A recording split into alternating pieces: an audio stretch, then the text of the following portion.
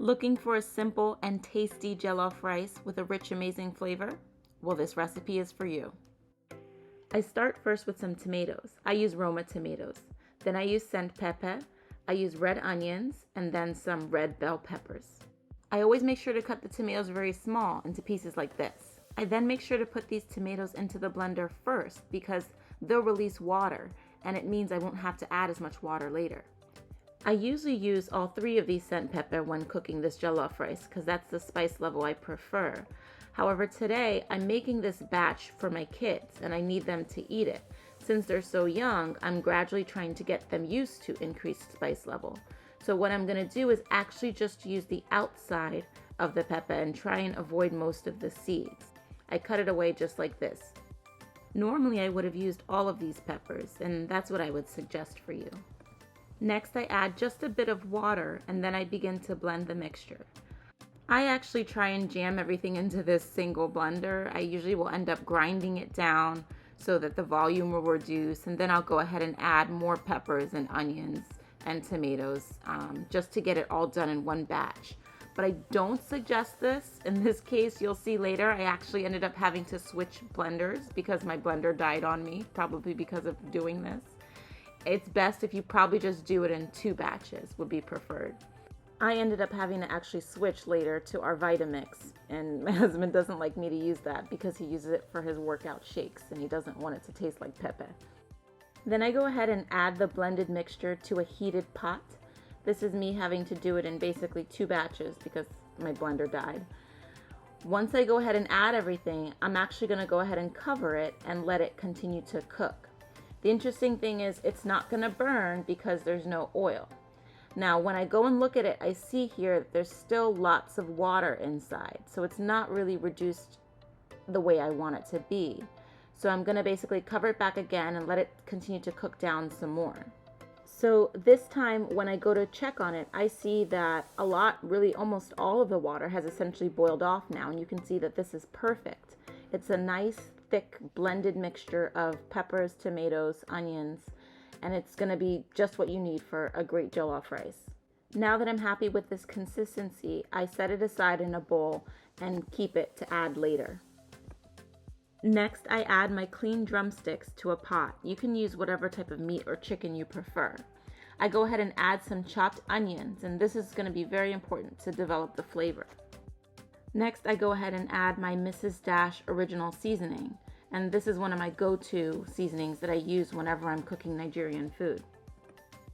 The next thing I add is some adobo all-purpose seasoning. I go ahead and sprinkle this on top of the chicken as well.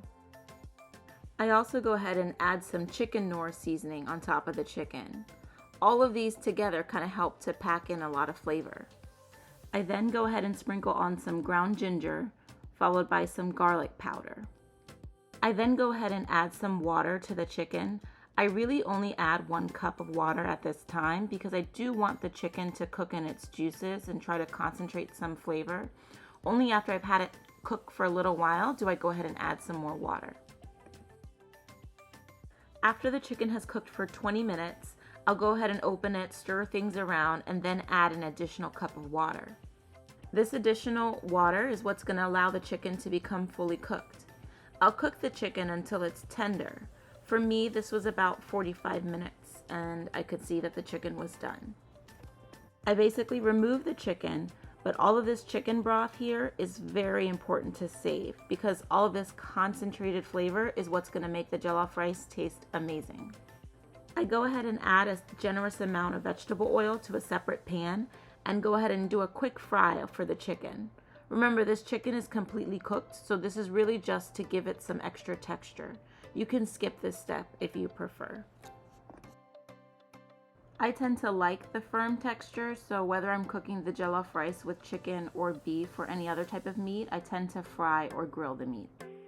Next, to a clean pot, I'm going to go ahead and add a very generous amount of vegetable oil. It's a lot, but it is needed, trust me. Then I go ahead and add the tomato paste, and I want to allow it to fry in the oil.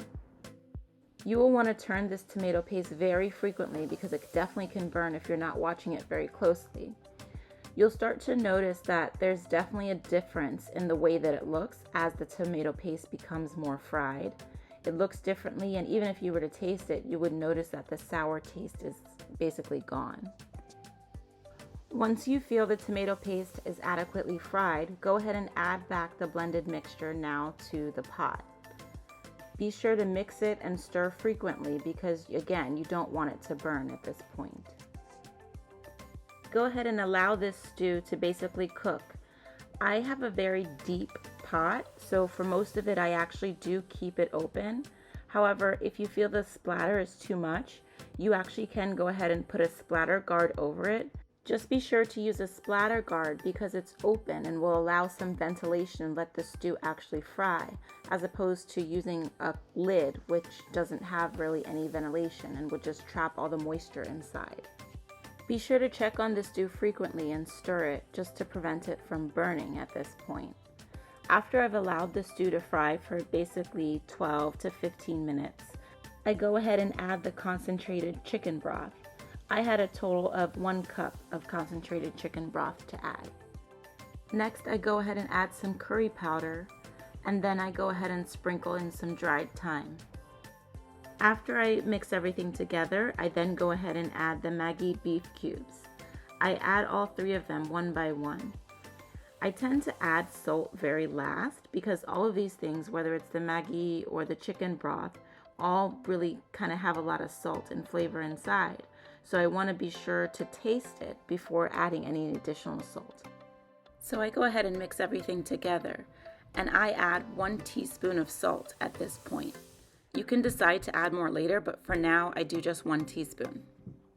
Next I add the bay leaves, and I usually do 3 to 4 depending on the size. I go ahead and mix everything together and then allow it to cook for some additional time. Next it's time to prepare the rice. I always use long grain parboiled rice, that's my preference. I go ahead and wash the rice repeatedly. You'll notice at first the water is very cloudy. It's important to wash this rice because that's what's really removing all the starch. Each time when you wash it, you notice that the water becomes more and more clear. Doing this process is what's going to make it so that your jollof rice isn't gummy and that the rice isn't sticking to each other.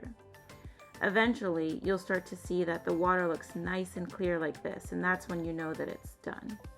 Prepare the stove by turning the heat setting for your stew to the very lowest setting possible. It's the steam that's going to cook the rice.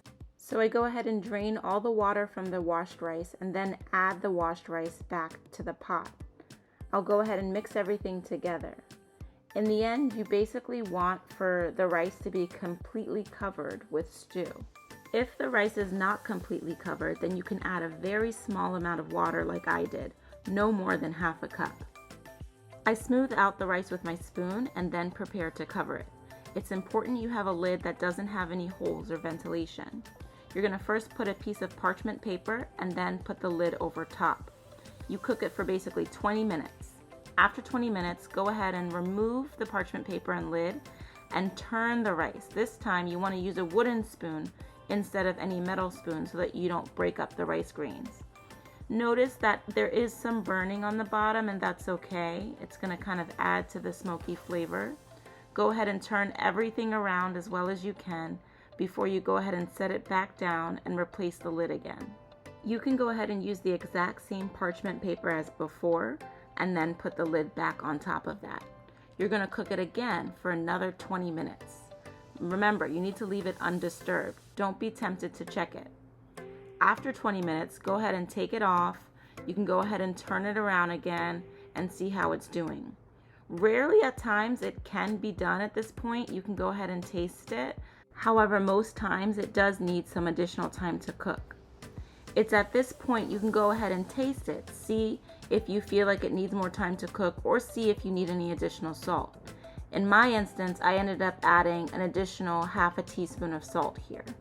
Go ahead and mix everything together, and you're going to go ahead and replace the parchment paper again with the lid and cook it for an additional 15 minutes. And just that easy, your jollof rice is done. You can find the link for the full written recipe in the description below. Check out more of our cooking videos here on YouTube.